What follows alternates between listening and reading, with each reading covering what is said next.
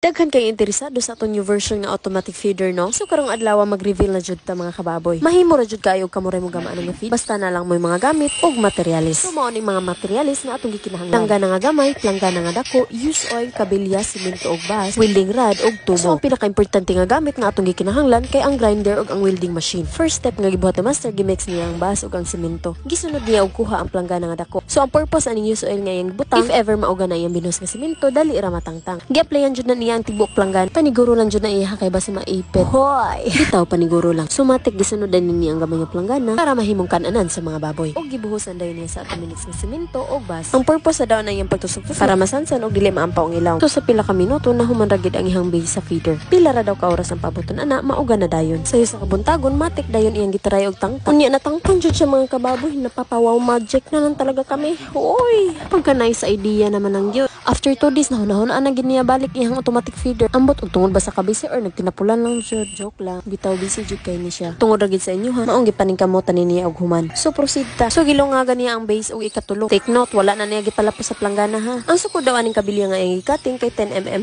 para isulod dito sa lungag nga iyang gihimo. Ang purpose sa daw ani kay mao itaputan sa support. Tulo na kalungag iyang gihimo ha basi malimot mo. Kung na iyang gisukod para na sa divider. Ug gisuddan na dayon niya og tapot gamit atong welding rod. Ug unsa iyang gibuhat diha mao ra gihapon sa duha ka grupo. Naanam-anam ra gyud og kapurma ang automatic feeder no. Diri lang usa ta kutob for today's video. So sa atong next episode siya ning modem sa atong human nga feeder. Mas maayo gid siya kay ma-explain gid niya tarong kay basin og ako samot mo kalibog. Sige na ay, bye-bye.